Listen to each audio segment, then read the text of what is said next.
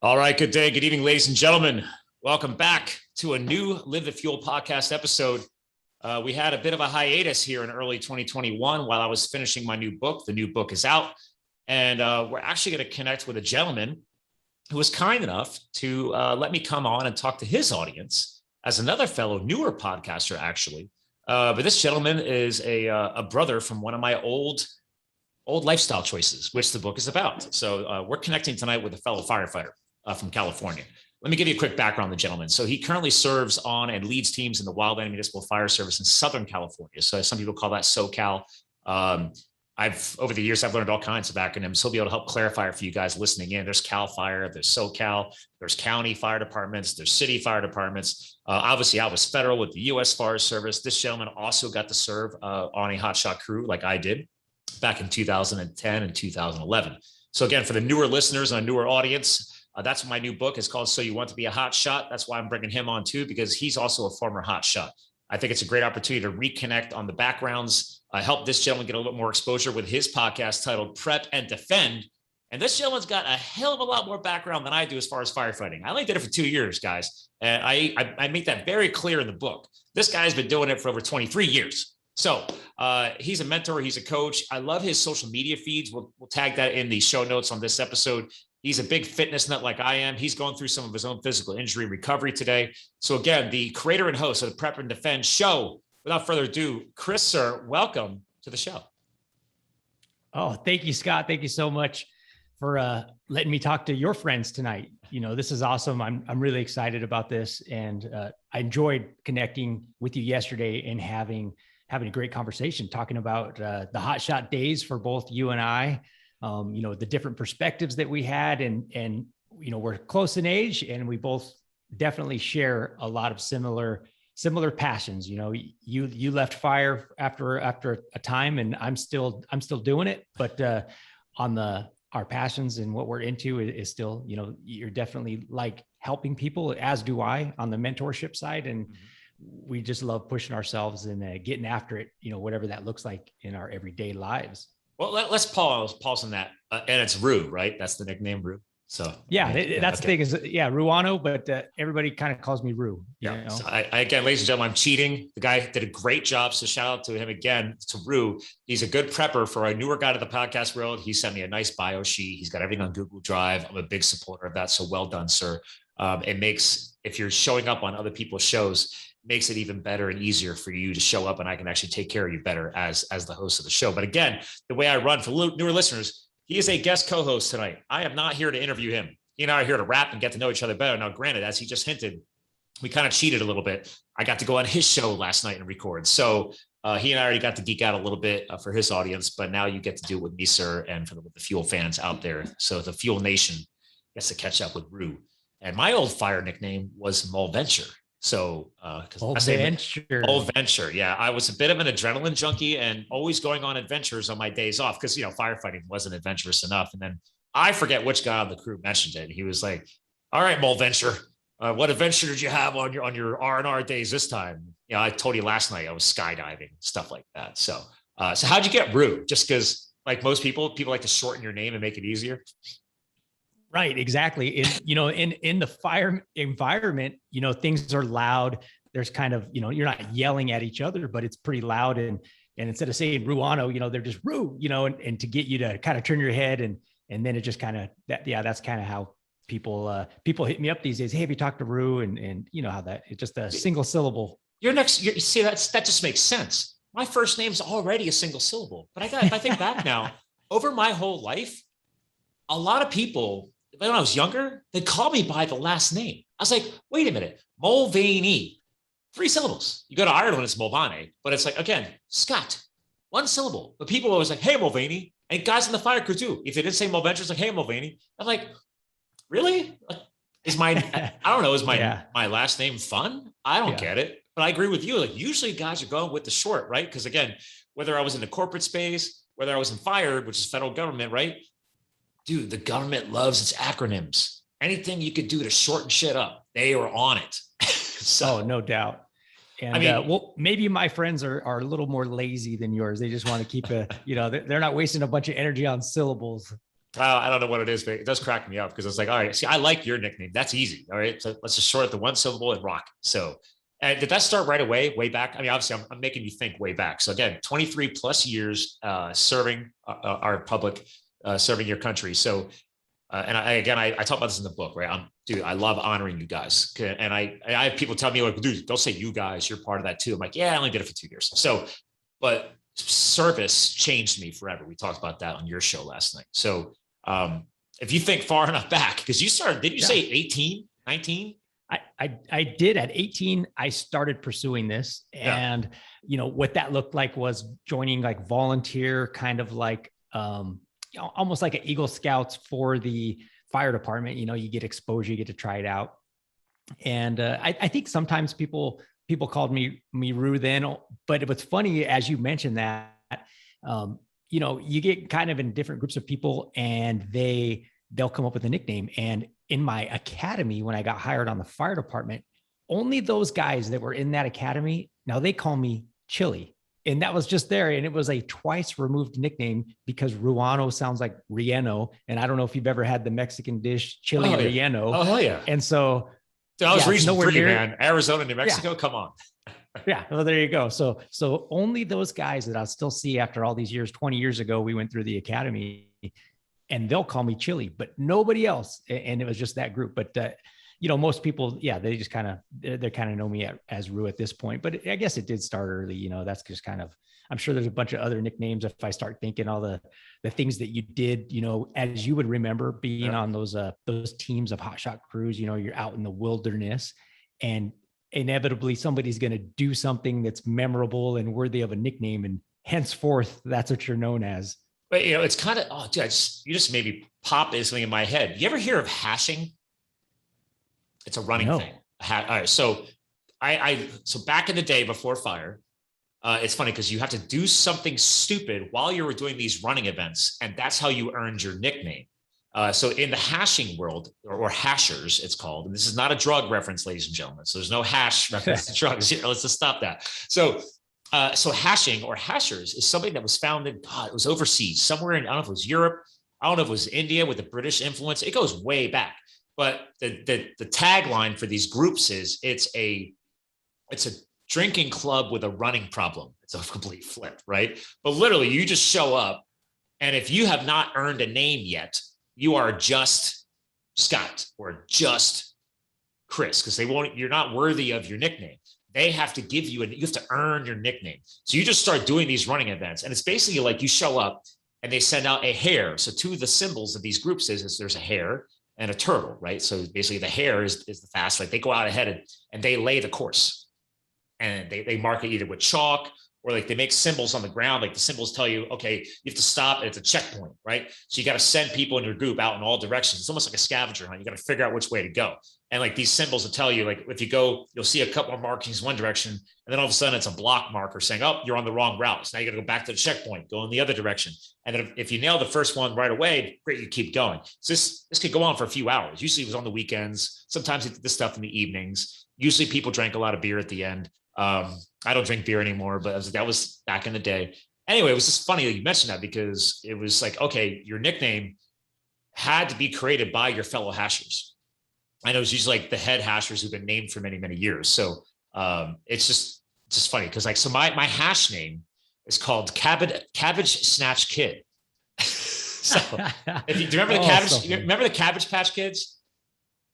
Can I tell you real quick, not to step on you, but you just made me remember something. So last summer we were on a fire here in Southern California, and everybody on my crew, I'm the foreman. So everybody else is, between the ages of 20 to 30, whatever, but they probably didn't hear of it. So we started looking these up, on the boring things you do on the way to a fire or something like that. We had cell service. I told them about, Cabbage Patch Kids, and everybody starts looking up everybody's names. They didn't know what a Cabbage Patch Kid was? No, never heard of it. So they're just Googling, trying to see if there is one for their name. And we did that just last summer. So yes. No shit, really? Familiar with the Cabbage Patch Kids. All right. See, again, we're aging ourselves. So I was born in 77. Were you also, or 76? 36. Well, yeah, I'm at the end of 76. Okay. So yeah, we're recording this in September 2021, just to make sure I mean, it's going to air in a couple of weeks, but my birthday's on the 21st and then I'll be 44. So you got me beat by a few months, but it doesn't matter. I mean, I just remember my older sister having Cabbage Patch Kids. And now it's funny how toys from our childhood become collectibles, and like people collect that crap. I don't know. I mean, I remember when I moved west, I went to my parents' house because I was purging everything, and we talked about on your show, like I had to make sure my life fit in my car. I had like boxes of G.I. Joe stuff, right? And then I go up online and people were like paying money for that stuff. Like the old original G.I. Joe toys. Like I had the battery powered tanks and stuff. It just cracked me up. Like what people find collectible is very interesting. So, but anyway, the nicknames. So anyway, Cabbage Snatch Kid. I had to earn that name. Anyway, so obviously in the fire world too, you do something stupid on the fire line, on the way to the fire, in the gas station parking lot while you're fueling up, whatever. That nickname is going to stick with you while you're on that crew and possibly on to your next cruise, right? Because I never got to change crews, but does your nickname follow you? Oh, it does. Absolutely. So I have been involved with a lot of training academies, training the people that we hire. I've done several. And then of course, you get to week 3 or so. Once you start to learn the people's personalities of the ones that are going to actually stick around and graduate, a bunch of them get nicknames, and that nickname for sure follows them to their first assignment. And a lot of times, quite a ways through their career. So is that a leadership thing? Do you guys make sure the name does follow them? Is there a pass off or a handoff through leadership and command? I'm just wondering. I never asked, but I was like, you know what? I think it is. I think it's a camaraderie thing with the classmates where there's a nickname and there's going to be a story behind it, right? So if you see somebody that you went to training with in the fire stations, you'll be like, hey, that's Potato Chip. Oh, let me tell you the story about how he got that name, right? And so that very much, and then so maybe those other people will call him, Potato Chip or whatever. It's just kind of that's how I've seen it go down a lot. We don't make them carry that name, but it just kind of follows them. It's funny, when I was younger, I used to think if somebody was changing your name, I mean, let's be real. It doesn't matter how you look at it. It's ball busting, right? I mean, obviously, if you're a guy, it's ball busting. If you're a lady, it's a different thing. But the point is that when I was younger, I would take it as an attack, because I wasn't mature enough yet. I didn't understand what was going on. But now, now going on 44, I look back and you're right. It's totally a camaraderie thing. I have buddies that were in the military, and almost every single one of them had some level or some type of nickname. I mean, I listen to a lot of Navy SEAL podcasts, listen to Jocko Willick's podcast. I listen to a lot of audiobooks. I love geeking out about books like from the Green Berets or any guys in the military. And I never liked that stuff when I was younger, but ever since fire, it just changed my brain wiring. And you hear them talk about the stuff in their books or on their podcasts. Everybody's got nicknames. There's like nobody's using their regular name. Yeah. Oh no, for sure. It's almost like, dude, you need a nickname to be respected, I think. Well, it's just like you had mentioned in that hash experience thing that you were doing the runs where you had to earn it. The name, it's not just, you had to be part of the group, part of the team to earn that right to even have a name. Otherwise, if they don't like you, they wouldn't talk to you. They're not going to give you a name. They're just be like, oh, you're that guy. But so there is pride associated with giving someone a name and bearing a name. That's kind of how it works a lot in those team, high functioning cultures. Yeah. I now that I look back, it is a good thing, right? So actually, it's funny. I was redoing this for your show last night. My new audio, better sounding wall to take rid of echo because my office is bigger than my old office. But I found.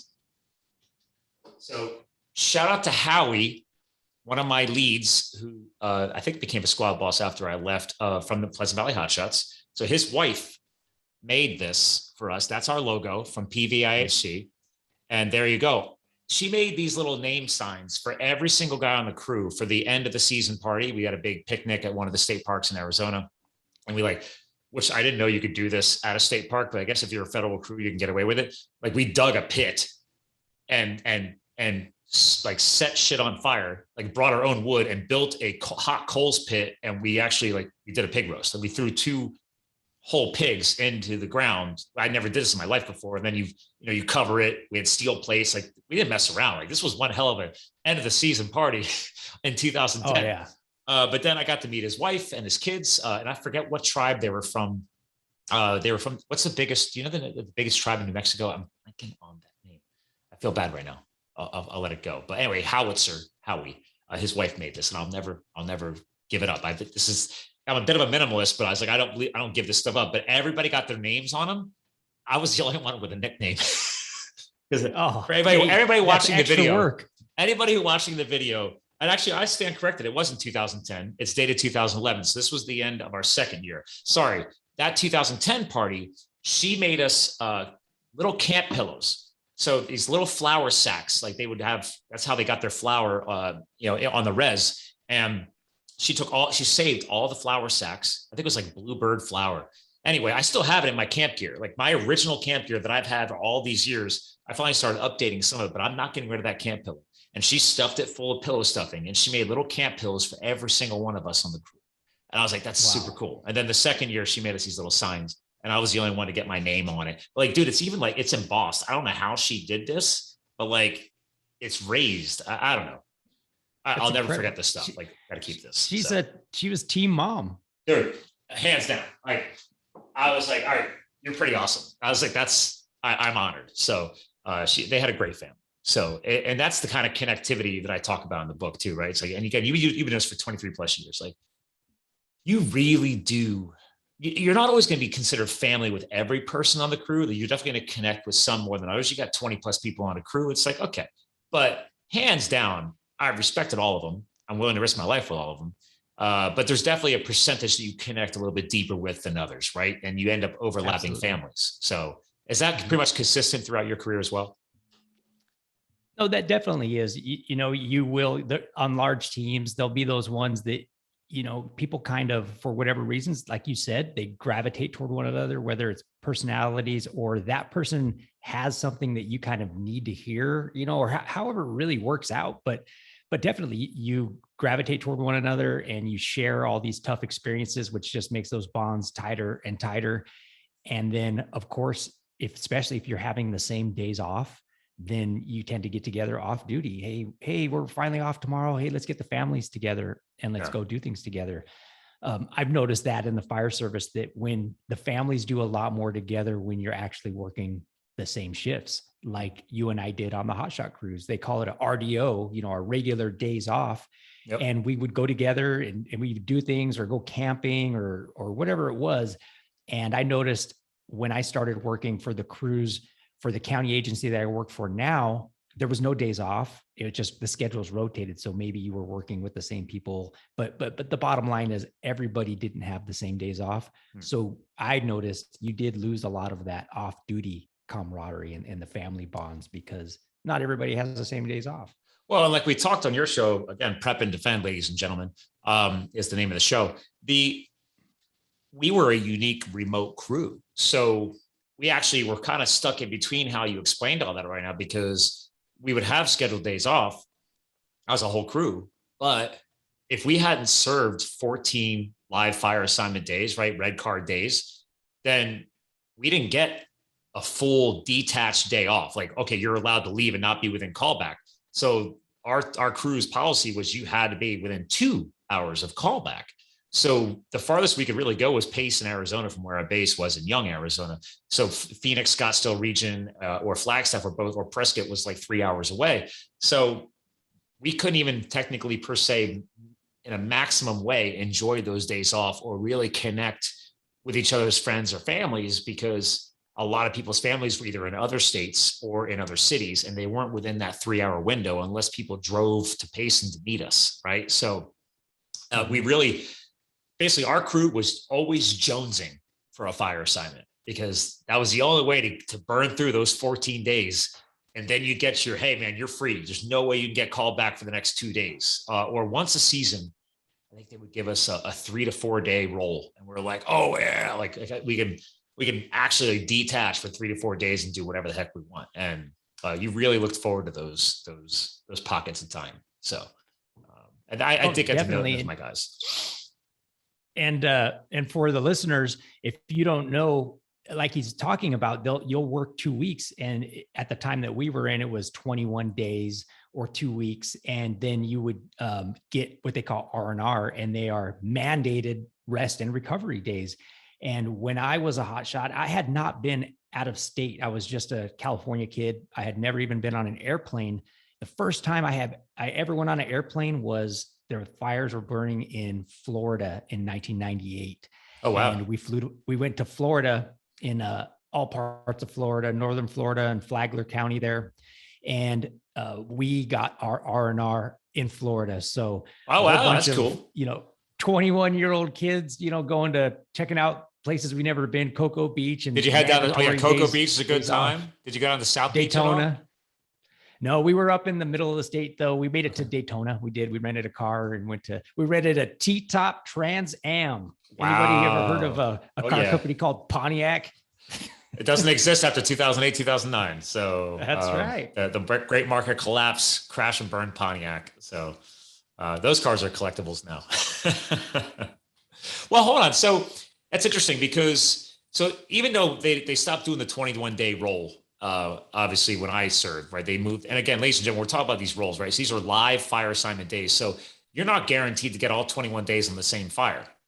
You might get demobbed or demobilized and then shipped on to another fire. So, and sometimes it's in the same state, sometimes it's one town away, or sometimes you're 2 states away. So, but the thing is, like, if you're doing rolls like this and it's not a super crazy season like this year, 2021, we're sometimes gone for a month and a half because we got 2 days here, but now they're going to stage us here. So those aren't live fire days, right? So those aren't counting towards our 14 days of red card days. So there's times where you might spend a week, just being staged, and then you'll get shipped to this fire, but we lick it super fast and you're off of that fire in 2-3 days. So it might take a while for you to get those 14 days accumulated. Was it that way back in the day with 21 as well? Yes, it was. You can get your rest in different ways. But I know that for us, when we were out, it just happened that we were on fires and assigned to, even if we were doing what you said, if we were covering the area, the region that we were in, for example, Florida, maybe we weren't assigned to a fire, but we were covering that forest while the other units were doing their thing. Right. We were still captured in like a state of emergency funding kind of attached to the incident. Were you still getting hazard pay? I don't think we did if we were on the line, but it still counted as us being captured as part of our 21 days. In those days, it was 21 days. And then they did change it to 14 days. And sometimes it goes longer, but that's the current standard is 14 days before they got to give you some rest. And if I remember, actually, there was at least 1, maybe 2 assignments in 2011. We had some pretty hot zones. And I think we did actually hit, basically they checked with us and then they got approval. We were actually able to go beyond 14. Now we might've done a 21 day assignment. I hear that's still going on. I mean, I guess it depends. It does. Yeah. It does. Especially this year. I'm hearing there's a lot of work. Circumstances. Yeah.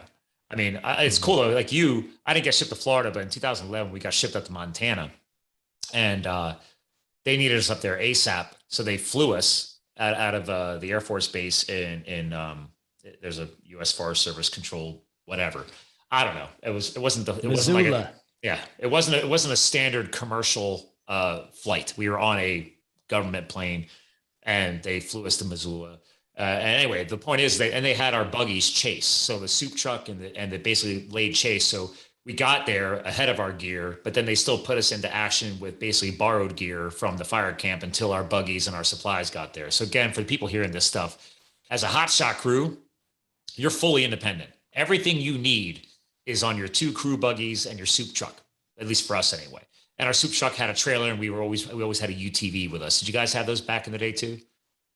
No, we didn't have any of those at that time, but the crew that I used to be on, I see them running around with the quad on the back. Yeah. So, or like if you're lucky enough, the nice crews, they got like the 6-pack, right? You got 3 in the front, 3 in the back, the big UTVs versus ours was a John Deere Gator. So you could fit 2 guys in it and that was it. So, but let me tell you, those things came in handy, man. You want to get supplies in and out faster up a forest or access road and you can't get the buggies up there. Those things were really handy. Obviously the soup used it most of the time to get to, soup lookout or whatever they call that. That's where all the soups hang out. All the superintendents are up there observing everything, leading us and guiding us. So have you done a lot of those assignments at all over the years? So I have done some of those. So now currently I'm not assigned as a superintendent, but it's called a strike team leader, and I can, we'll take out crews, and it's kind of that role. And like you described, it's typically the superintendent or the strike team leader is the lookout. And I was amazed when I was on crew, just swinging a tool, that you would never see him. You would assume that he's out there somewhere, but I mean, you're in the timber and the pine trees and you can't see anything. But you only see him maybe in the morning when he leaves the base camp, and at night. And you're like, where is he all day? I never see this guy. He's just hiding out in the bushes somewhere.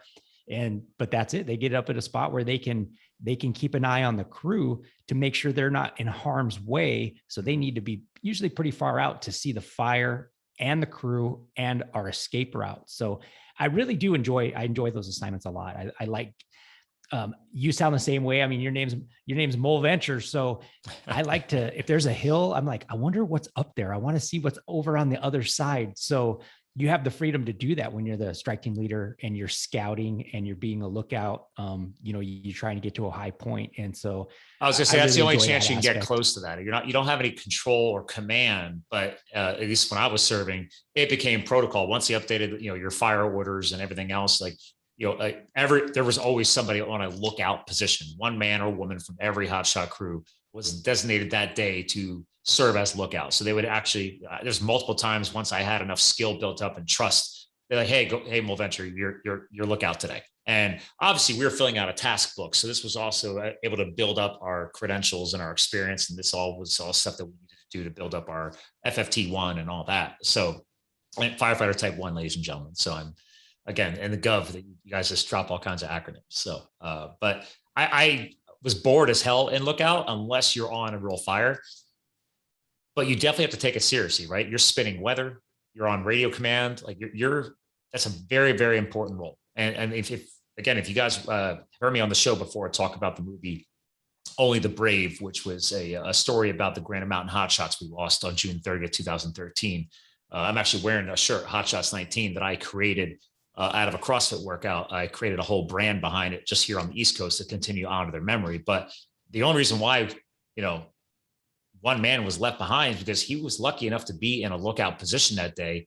And when he hit his escape route, he was about to get cut off by fire. But luckily, another hotshot crew soup was in his UTV driving by and snatched his butt up and got him out of there. So out of a 20-man crew, only one man was left behind because he had the responsibility to be a lookout that day.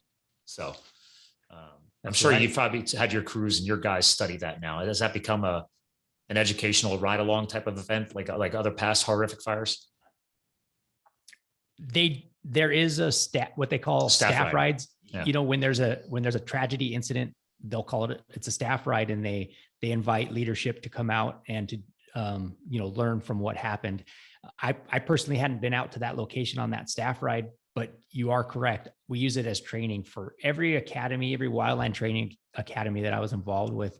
We showed that video, and it was to raise awareness and raise questions, because the hotshot crews are the top level of experience. Their supervisors have been doing it longer than anybody else. So, it's really just so shocking. So we show the incident and the scenario to just nothing else but raise questions. We start asking questions, why do you think this happened? Just to open it for discussion, to add that human element of, if even the best people can get caught, to that it's that serious, and to raise questions and discussions about it. So we use that all the time. Yeah, I just talking about it, I guess my hair is standing up on my arm to this day. Like when that movie came out, my wife was like, "Are you gonna go?" Well, she wasn't even my wife yet, but she's like, "Are you gonna go watch that?" And I was like, "I don't know." And shout out to Rob Dinteman, one of my leaders who served on our crew to help us get our type 1 status back. Well, because my soup was an interim, and he was still finishing some necessary credentials to become the full-time soup to take that crew over in 2010 and 2011. So Rob Dinteman came down and did basically what you call it, an assignment to serve as the next in command behind Pat Moore, our interim soup at the time, now soup. Because we needed his credential experience, all his IC experience and all that stuff to help have the necessary credentials to be retested to be reclassified back into that hotshot status, that type 1 status. And it's interesting because actually Granite Mountain had gone through the same process around the same time. They were earning their type 1 status as well. So it was very interesting and a lot of overlap there. And I know I talked to Rob, and he still hasn't watched that movie for his own reasons to this day. He was best friends with the Soup, who died with his crew, and they used to do mountain bike races together. So that's why Rob and I think, connected so well, because that's why I reached out to him to actually write the forward for the book. Because like we talked about earlier, there's certain people out of a whole crew that you just connect with, and like he's the guy who actually found me the tattoo parlor to do my Phoenix on my back. I had it done in Flagstaff, Arizona, which is where he was from. So it's just kind of funny how that all connected up. But it was such a tragic loss. I mean, 19 guys gone, one fire. And people are like, wait a minute, they were hotshots. I thought you guys were supposedly the best of the best. And I was like, still humans. And my quote to this day is, Mother Nature can be a real bitch, right? I mean, that fire, the wind about faced and cut them off in the canyon, and they couldn't get out, like they were blocked. So, and there's all different types of studies and people's feedback on, did they do it right? Did they do it wrong? And who cares, right? We lost a lot of great guys that day. And that should never happen. I think the last time we lost that many lives in a firefighting situation is, I don't know, is that 9/11, right? As far as in the firefighting world? Yeah. Yeah. It's on those tragic events, and we're kind of talking about, like you said, people that are closest, how hard it is for them.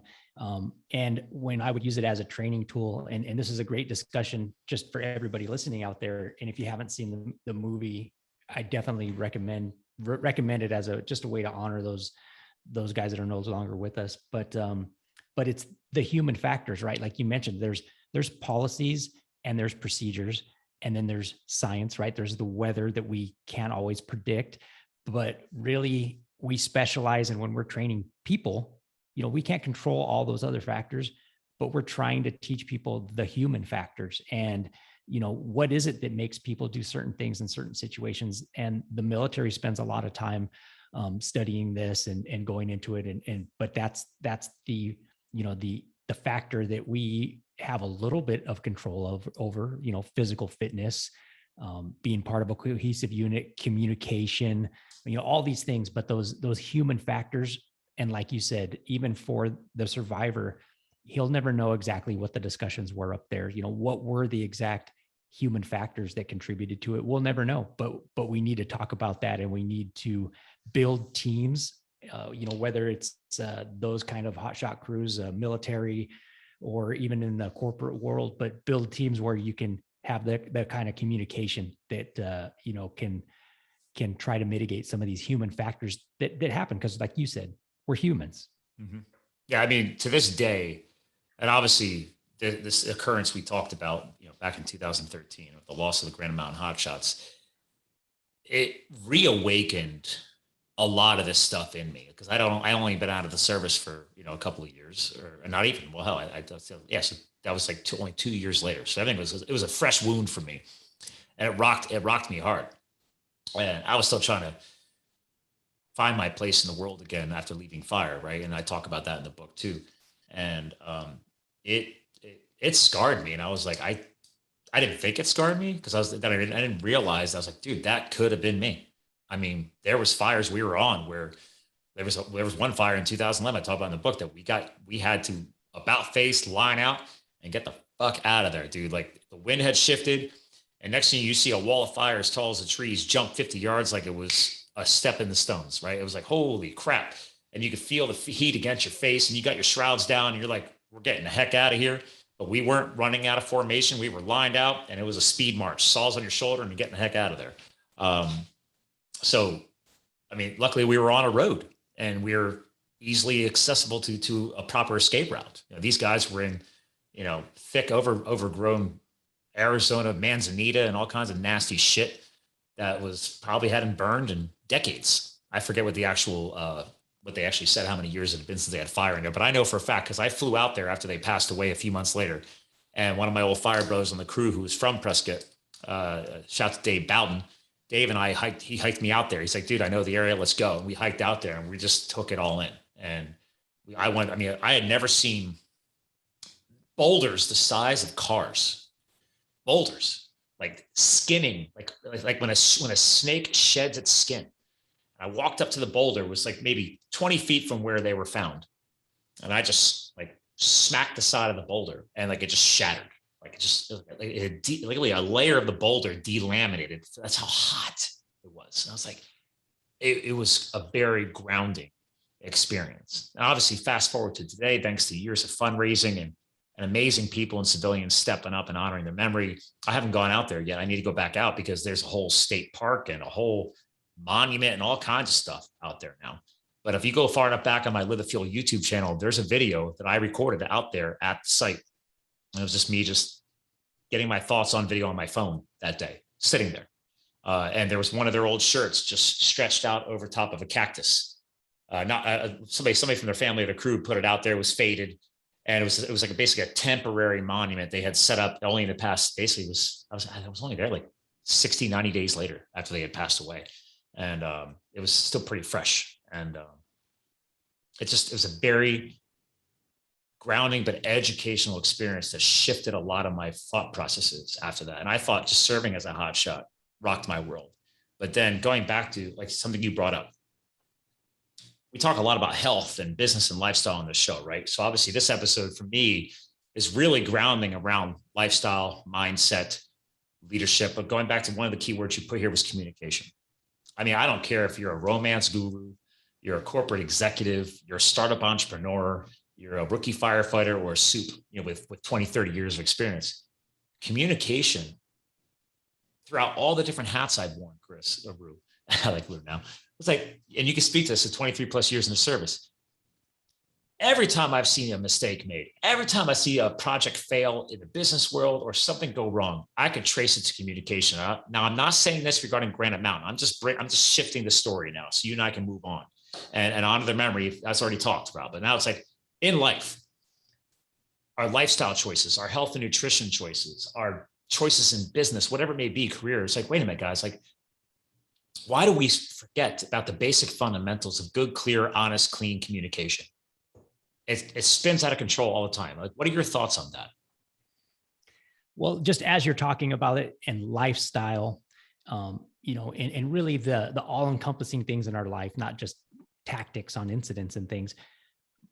Communication, what I'm thinking about is, you had said the word romance even, or your personal life, but my wife is a good communicator because myself as a type A man on like to be part of these high functioning teams, it's definitely easy to overcommit and you don't even know you're overcommitted. But I can tell you, if it wasn't for my wife's communication, letting me know when she sees that I'm not maybe taking care of what I need to do as a dad, or I'm not taking care of my commitments at the house, or even just knowing when something isn't good for me, even if I'm enjoying it or liking it, she can see that it's not good.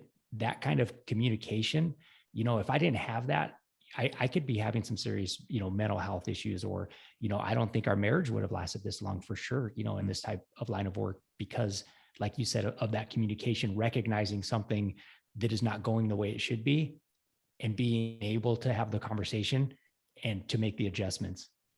It's interesting. So how long you guys been married now? It'll be 20 years next year. Damn. All right. I got a lot to learn. I've been married like 2. So, and I do make fun of myself with that all the time. And actually I bring that up in the book because I like where we're going with this, because I've always been that adrenaline junkie. I'm a high performer, type A. I love taking risks, right? I talk about that in the book too, man. You want to see secret to success, ladies and gentlemen, embrace change. That's another big thing besides communication. Where people fail, if they fight change is inevitable. The sooner you can learn to roll over the speed bumps, jump over the hurdles, open yourself to change. And we're all guilty of it. Don't get me wrong. I still get stressed out from time to time, and I have to catch myself. I'm like, Scott, we're at a change point. Let's roll with it. Let's see where it goes. Okay. Keep your essay up. I have a chapter on that. I know you'll appreciate that. Situational awareness. We use that all the time when I serve. That's why I put a chapter in the book. Keeping your essay up. Essay, right? It's like, dude, situational awareness. So what I heard from you right now is your wife is your essay in your personal life, it seems like. Would you agree with that? Oh, 100%, because I operate with blinders so much of the time, on just tasks that need to be done. Like, how much can I do? How much can I get done? Trying to take on more. And, also I'm trying to be that for my team. I'm that for my team. A lot of times I try to recognize when things aren't going like they should, or if somebody needs, help in a certain area, I'm kind of that for them, but who's watching my back, right? And that's her. She's seeing the whole picture. And so for sure, like you said, she's that in my life, no doubt. So have you ever referenced it that way, or is that probably not good in a relationship? Like, hey, baby, you're my SA, right? You're my situational awareness. Have you guys ever talk about it that ever over the years? It's 20 years. I mean, I don't know.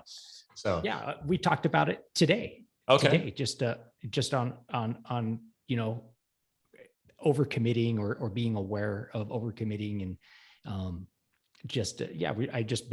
was thanking her for that, and if it wasn't for that, things could have gone sideways so many times, and so it's definitely her. And then of course you need those for me, I need those men in my life that are that same thing, that can check me. I don't need, there's plenty of, if you're a supervisor, there's people underneath you that'll tell you what you want to hear, but you need those peers that can check you too and be like, hey, let me talk to you for a minute. Yeah, that wasn't a good call.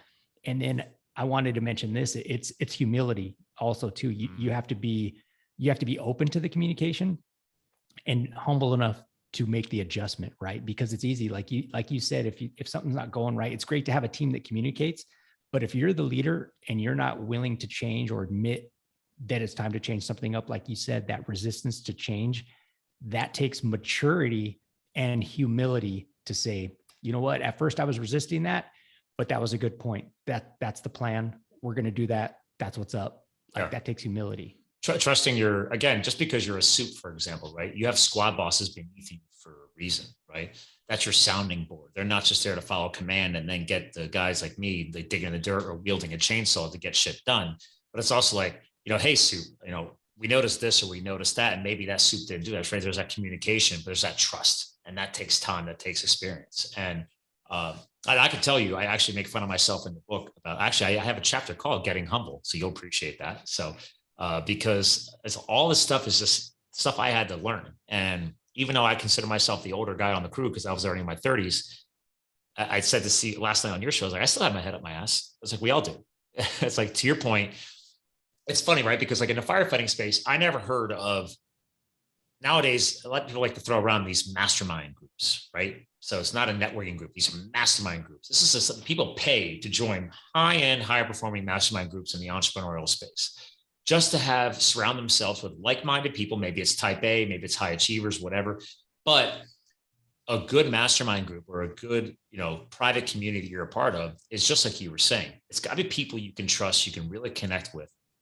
But back to your point, it's got to be so good that you don't mind getting, is what I talk about in the book, and what you just mentioned, humility. I call it vulnerability, right? It's like, dude, you got to let your walls down. Like, you can't be perfect all the time. I hate the word perfect nowadays. Throw that out the window. There's no such thing as perfection. As soon as you think you're perfect and you know everything, you are going to fail, because we're never going to stop learning in life. I know 20 plus years in the fire service, you totally agree with me on that. Like, there's never a point you should ever allow yourself to reach where you think you know everything. No, absolutely. And, just to pull another fire example in there, we all know what's been going on out west in California the last couple of years with major fires. And this last year, the fuels on the mountains and everywhere were the record lowest in a lot of areas.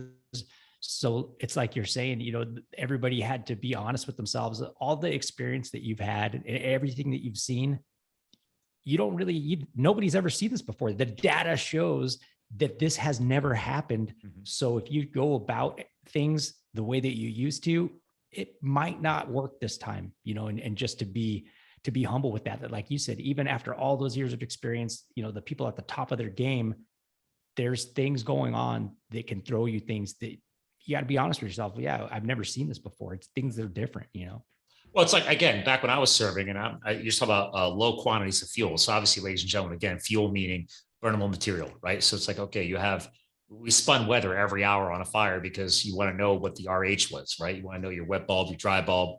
you're at a certain altitude, because another crew could be just across the valley from you, but it'd be 1,000 feet lower, only 500 feet lower, have a completely different weather experience than you just don't know. So all that stuff is being, sent over the radio back to command, and they're monitoring all this stuff and documenting all this stuff and trying to keep that game plan going. But when I was serving, like, the worst fires I saw was because, and again, you choose your political position, yada, yada, yada. I hate politics. I don't talk about politics on the show. I'm just gonna tell you what I saw. Okay, if somebody did not let Mother Nature's natural cycle of fire into an area for 20, 30 years, you're gonna have a problem. Your fuel load was off the charts. I don't know if you want to take a position on that, Rue. No, I agree. And it's I mean, you could see they've been learning a lot over the years. And like you said, sometimes it gets politicized on why they can't intervene, with certain laws and things, because everybody knows. I mean, you go to a national park, you go to Yosemite, and they'll display for the public. It'll show you, hey, here's how we used to do things in the 70s. And it looks horrible. The forest is choked out and it's so fuel loaded. And then now Yosemite is actually very good about having controlled fires, and they try to keep the intensities low because that's the natural cycle of things, and unfortunately, a lot of times, even if they know it's the right thing to do, you can't just snap your fingers and some of this legislation gets changed. So they're kind of hamstrung in some of these old mentalities and things that they're bound to until the ship turns, right? It takes a long time sometimes, but until things change. But you're absolutely right. There is fire is part of the natural environment of our planet, and it's part of the cycles of it. And if it wasn't, then why would the popular species of ponderosa pine across northern New Mexico, Arizona, Colorado, it would not shed its seeds from its cones without fire?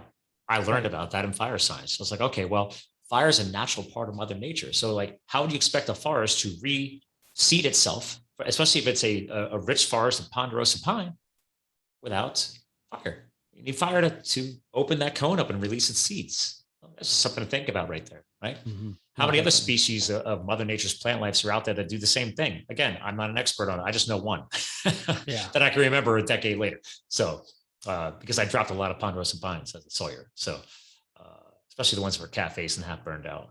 The ones that are on fire are always fun. So, yeah. And then what's the fire term that you hear for the ponderosa pines? They don't say ponderosa pines on the radio. What do you usually hear? You remember? I remember dropping hammers. Oh yeah, hammers, but they just say pondos. You'll hear. Pondos, pondo. Yeah. Because we'll go up to the fires with the folks that work in the cities, and and we call them flatlanders. But they'll go up there and they're like, "What the heck is a pondo?" Like, they keep saying that on the radio. What the heck is that? And like, "Oh, that's a ponderosa pine." Let me show you one. Again, let's shorten the syllable count and make it a little bit better, right? So ponderosa pine. All right, pondos, right? Yeah. Rue. Me, for some reason, go backwards. Mulventure instead of Scott. Whatever. That's it. We're getting close to the end of our slot. I just want to hit on a couple more things, because just to honor you and your branding. I talk about this in the book too, right? So I found you, and how many shows you have online right now? 15 as we're recording this? That's correct. I got about 15. There you go. So, and when did you kick off the first one? In the beginning of June. And okay. I took a break. And then, for those of you, to honor a friend of mine, you probably saw national news. My friend Tori Carlin was killed in the station, and that put a lot of things, put everything on pause. But just wanted to give a shout out to Tori Carlin and his whole family. But yes, we had it's so basically 2 months. I got 2 months going on this thing, and that's awesome. So again, like everything else in life, is about putting in the reps, and that's where I'm going with this, right? So because with people, you follow prep and defend, it's and there's underscores in there, so prep _ and _ defend. Again, we'll put the stuff in the show notes, so on the website and everywhere else. But the point is, like, you don't just. I know you're like me. You're passionate about leadership principles, and I love. That's why I got into podcasting. I had something to share. I wanted to help other people share their stories by coming on like you as a guest co-host, and just get people to like see two guys just naturally geek out and bond more on the microphone. But the side effects that come out of it, right? We're just dropping hammers of knowledge, right? Today, little tips and tricks and leadership principles and stories and history. But we're putting in a lot of reps that people hearing this can be putting and infusing into their own lives. But another reason why I appreciate your feed is because I talk about how I found the sport of CrossFit thanks to serving on my Hotshot crew. And again, you don't have to be a CrossFit geek. Just it's like movement is life, people move your body. But my point is like, you're an injured guy right now and you're moving your body, right? A lot of your posts are not just leadership quotes or obviously your podcast episodes, but you're putting out there health and fitness. You're a geek about fitness like I am. And actually that's a secondary part of your brand, right? You're venture with no E, venture athlete, right? Venture athlete with no E in the middle.com. That's correct. Because I live in Ventura. So it's spelled Ventura Athlete, but it's pronounced Venture Athlete. I wasn't sure. It seemed natural, but I didn't want to assume. So we know about assuming. Yeah, right. So that's cool. I like the spin as a marketing guy. Good job. So Ventura, California, Ventura, aka Venture Athletes. Check that out, ladies and gentlemen. But again, so your whole mission for sending fitness is why, right? Is it movement? Is it because it's a big part of your life? Are you doing it just because you like to share your own transformation of coming out of your own injury and making a comeback? Why do you post so much about fitness? And I post a lot about fitness because like you, it's just kind of over time, that's kind of what I became known for at work. That was a part of a passion of, that's just who I am. And so the business side of it, the podcasting and even the business side. So I actually started first programming for our teams that I worked with, our paid, hand crews, trying to come up with something that we can do at work that would still allow us to work, right? Because you can go hardcore on a lot of this programming that you can find online. Yep. But I was noticing it was great, but my guys weren't ready. And that's my responsibility. And so I started learning a little bit more about programming and then also running the academies. I had friends that were their kids, like I knew the name on the back of their jacket. They're friends of mine's sons and they wouldn't make it. And it was simply because they weren't prepared and they didn't know what to do. So, I started writing programs, telling them what to do. Hey, it shouldn't be a big secret. This is how far you got to run. This is how many push-ups you got to do. This is, really laying it out for them. And it just kind of made me more interested and passionate. So I started programming and what I've done and what I do and why I post so much also is, like I said, that's who I am. But my programming is I programmed an entire year. So I do an entire year. It's planned out to build and peak myself and any other athletes that join me for summertime. Our summertime game time is fire season. If you're a pro athlete, you're getting ready for the big game. We're getting ready for summertime, right? And I want to be ready for endurance there. So wintertime, fall, strength, power, start going endurance for the summer.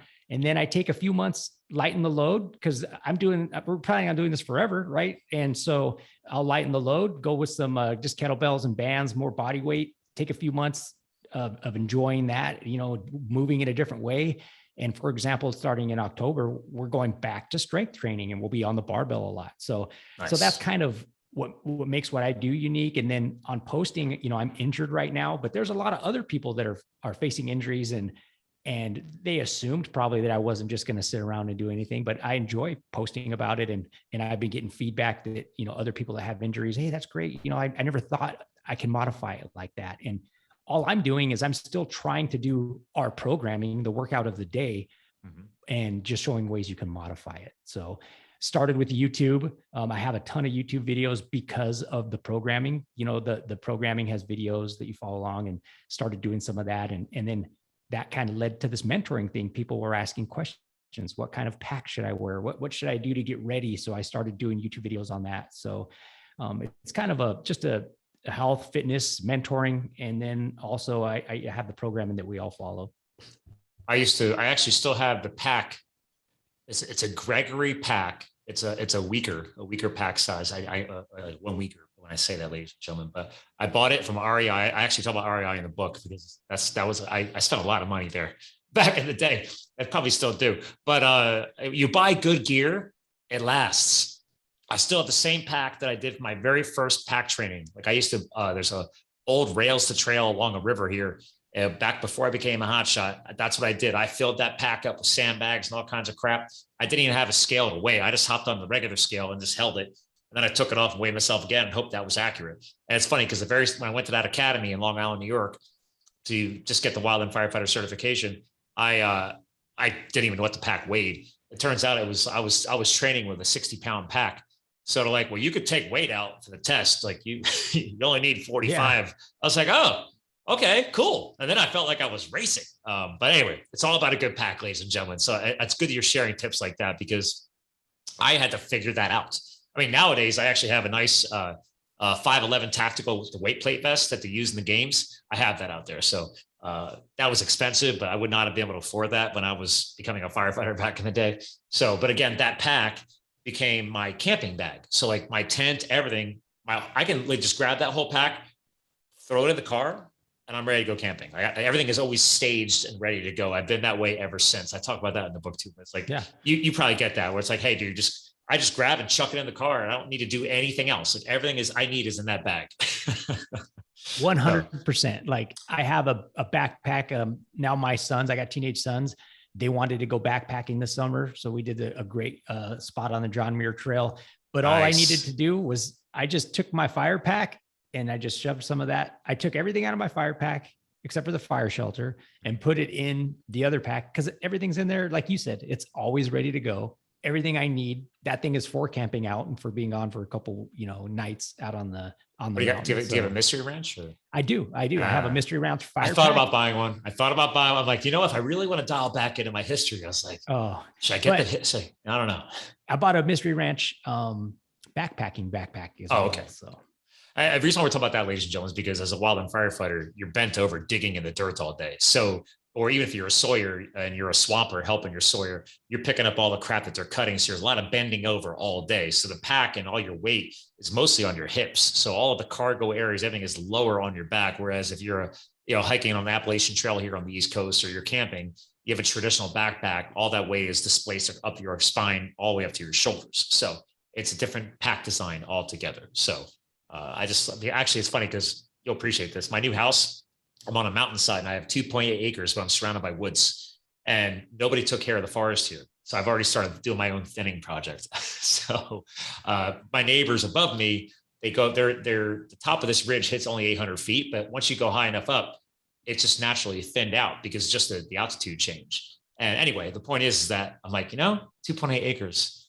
I could build a quick hot lap loop for my mountain bike around the property. So you have a nice switchback and climb up, do a nice high-speed descent down along behind the porch behind the house, and then just hot lap it. And then I'm like, well, that's going to be a hiking trail too, because I could throw my weight vest on, throw the pack on, do my pack hikes. So I have a master plan here, but I've only been here for 3 months. But there's going to be a trail. I was like, I literally build mountain bike trails here and maintain my local mountain biking park in my free time too, because I know too much. Everything that I learned from the Forest Service, I was like, technically we were forestry technicians. We learned how to rehab the fire breaks we did and get rid of them. And sometimes we actually literally turned them into, they were perfect hiking trails, right? Because I call it the Hotshot Highway. You got a 20-man crew cooking with especially if you ran like a four-man saw team. Oh man, you're off. You can lay out a hiking trail in a day. Oh yeah. And I was like, I can't let that stuff go. It's all around me. My friends are like, you're building a mountain biking trail. I'm like, it's only 2.8 acres. It's not going to be a long one. But I was like, I got the space. Let's do it. So, and then when my buddies come over, we wrench on the bikes. I'm like, hey, if you just wrench on your bike, you need to go out and test it. That's my whole vision anyway for what's going to happen here next. So I figured you'd appreciate that. Oh yeah. I do the same thing. If I'm on a trail, I often scout to see which ones need to be maintained, in case, feel like going out and doing some improvement. Yep.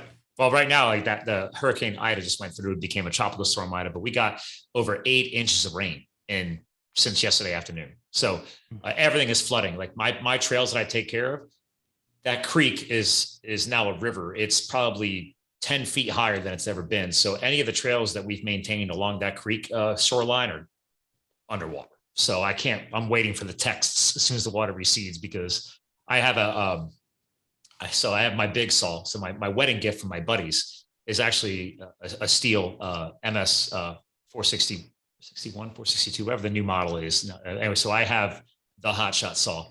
3 of my friends went in on it. It's $1,200 wedding gift. My wife was like, that was not on the list. And I was like, well, those guys have known me since we were 16, so they can do whatever they want. And if they want to buy me a very nice chainsaw, I'm okay with it. That is awesome. But then I was like, hey, you know what I'm talking about. It's big, right? So it's like, all right, we didn't get the 20-inch bar. I have a 24 on it, but I did go ahead and buy the titanium ultralight model just because I'm not in the fire anymore. I might as well pimp it out a little bit. Threw some big beefy custom dogs on it. But then I picked up an MS 180 and I picked up a Dakine Trail Builder backpack. So I mountain bike in with my chainsaw on my back, and I've already tested it. Gosh, I can test it. That pack I can get the MS 460 to fit in it. So last year I biked in with the big gun on my back, and people were just looking at me like I'm crazy. And I was like, dude, that's a 3-inch diameter hardwood tree across the trail. I was like, I need the big gun. So I don't always mountain bike with the big one on my back, but I had to figure it out. So. I want to see some pictures of that. You got to post it. Oh, there's if you go far enough back on the Scott W. Mulvaney @ on Instagram, there's trail building stuff in there. But trust me, with this storm, there'll be some new stuff going up. So I figured you'd appreciate that. So definitely. Yeah, that's why we're geeking out, ladies and gentlemen. I don't get a lot of fire brothers or sisters on the show that often. I'm hoping now with the book out, I can attract a few more and honor this profession that changed my life. But yeah, there's certain things that when they change your life the right way, you never let it go. And I made sure all my neighbors know, you guys ever have a tree problem, you call me first. I was like, don't call a tree company, pay them a couple grand. I will drop it like it's hot. Yeah. So, yeah, get some fun. That's it. So, well, listen, we're bringing the show to the end now. We hit the hour mark. Thank you for honoring my Live the Fuel audience. Ladies and gentlemen, again, Prep and Defend is the name of the podcast show. Again, we'll have all the stuff in the show notes for his social media, Facebook, YouTube, Instagram, all of it. But Chris, Rue, I do ask my guest co-hosts, I don't tell you ahead of time because I know you're a leadership guy. You'll just get this. I ask you guys to help close the show out. So back in the day, 5 years ago, when I started the show, I'd say, what are some all-inspiring words you want to leave behind? Nowadays, I'm like, you know what? Life is short. It's like me putting the book out or you launching your podcast, right? You realize you reach a point in your life where you have a message you want to share. And it could be an all-encompassing message, or now I've actually started calling it your legacy, right? Like right now, I'm currently in your life. Like, what's a legacy message you'd like to leave behind for our audience? It could be something inspiring. It just could be something that you're working on right now to try and help others with. The mic is yours. So.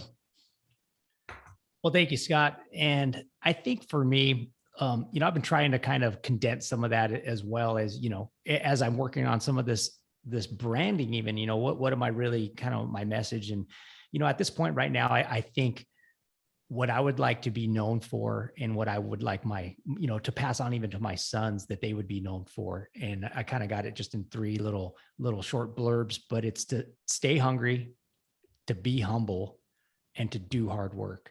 So like you mentioned, you're never going to reach the pinnacle. You're never going to get to the top of the ladder, staying hungry all the time, but doing it in a way that's humility and not arrogance, right? That means you can help other people.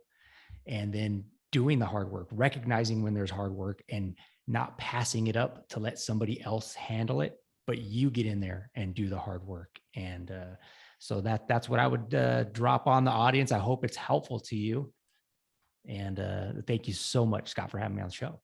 Well, I appreciate those words. And since I already had I did a little screen sharing earlier, ladies and gentlemen, if you watch the video on YouTube, and also that this is a Facebook Live right now, but there's what he just said.